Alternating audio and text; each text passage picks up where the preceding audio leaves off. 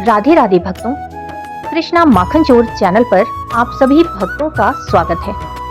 भक्तों, क्या आप जानते हैं कि एक ऐसी पूंजी है जिसे आप निरंतर बढ़ा सकते हैं और वो आपके इस लोक को और परलोक को अत्यंत सुंदर बना सकती है।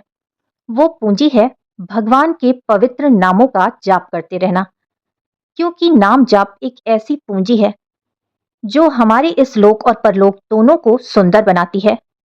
लेकिन कुछ विशेष तिथियों में ये पूंजी और भी अधिक तेजी से बढ़ती है। वो सुनहरा अवसर है वैशाख माह के कृष्ण पक्ष की वरूथनी एकादशी का, जिसके बारे में हम विस्तार पूर्वक चर्चा करते हैं।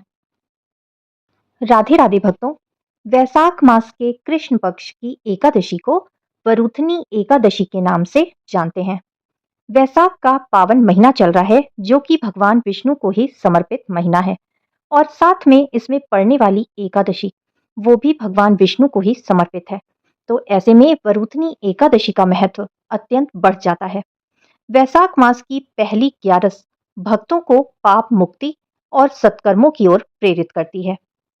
स्कंद पुराण के अनुसार इस व्रत को करने से 10,000 वर्षों की तपस्या करने का फल प्राप्त होता है। इस व्रत को रखने से स्त्रियों का सौभाग्य बढ़ता है, सभी तरह के पाप नष्ट हो जाते हैं और मोक्ष की प्राप्ति का मार्ग खुलता है। सुख, शांति और समृद्धि लाने वाला व्रत है वरूथनी एकादशी का, जिससे सभी तरह की मनोकामनाएं भी पूर्ण होती हैं और सभी तरह के ग्रह दोष शांत होकर सकारात्मक ऊर्जा का संचार होता है। आइए जानते हैं साल 2026 में वरूथनी एकादशी का व्रत किस दिन रखा जाएगा।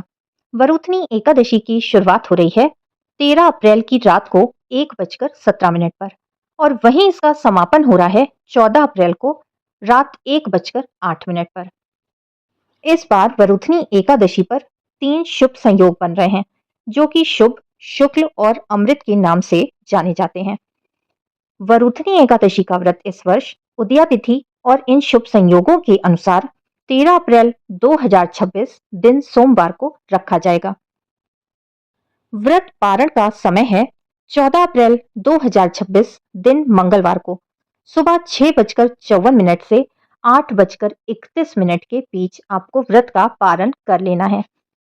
एकादशी पर हमें कुछ बातों का ध्यान रखना अत्यंत आवश्यक है।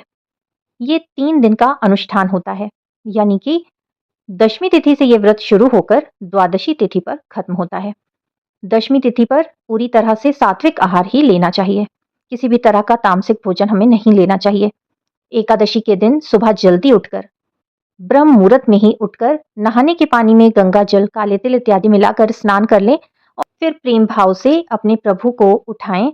उठाकर उनको पंचामृत से, नहीं तो शुद्ध जल में ही गंगा जल, काले तिल इत्यादि मिलाकर उनको स्नान कराएं।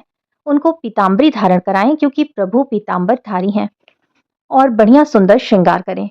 फिर प्रभु को तुलसी दल, जल, फल, मिठाइयाँ आदि अर्पित करें और एकादशी व्रत कथा का श्रवण या पठन इस दिन जरूर करना चाहिए। इससे हमें कई गुना फलों की प्राप्ति होती है। कुंज बिहारी की आरती के साथ एकादशी माता की आरती गाएं और पूरा दिन अपने प्रभु के श्री चरणों में समर्पित करें। प्रभु के पवित्र नामों का जाप अनवरत करते रहें, क्योंकि यही वो पूंजी है जो हमें इस भव सागर से बाहर निकाल सकती है। अगले दिन यानी द्वादशी तिथि के दिन नियत समय में उठकर पूजा पाठ करके अपने व्रत को खोलें और प्रभु को व्रत को निर्विघ्न पूर्ण कराने के लिए धन्यवाद देना बिल्कुल भी ना भूलें। एकादशी व्रत में हमें किसी भी तरह की हिंसा, चुगली, क्रोध इत्यादि से बचना चाहिए, क्योंकि इससे एकादशी व्रत का फल शून्य हो जाता है। भक्तों, यदि ये वीडियो आपको पसंद आया तो प्लीज ज्यादा से ज्यादा वीडियो को शेयर करें, चैनल को सब्सक्राइब करें और वीडियो को लाइक करना भी ना भूलें। फिर से मिलेंगे मेरे चैनल कृष्णा माखन चोर पर। तब तक के लिए राधे राधे।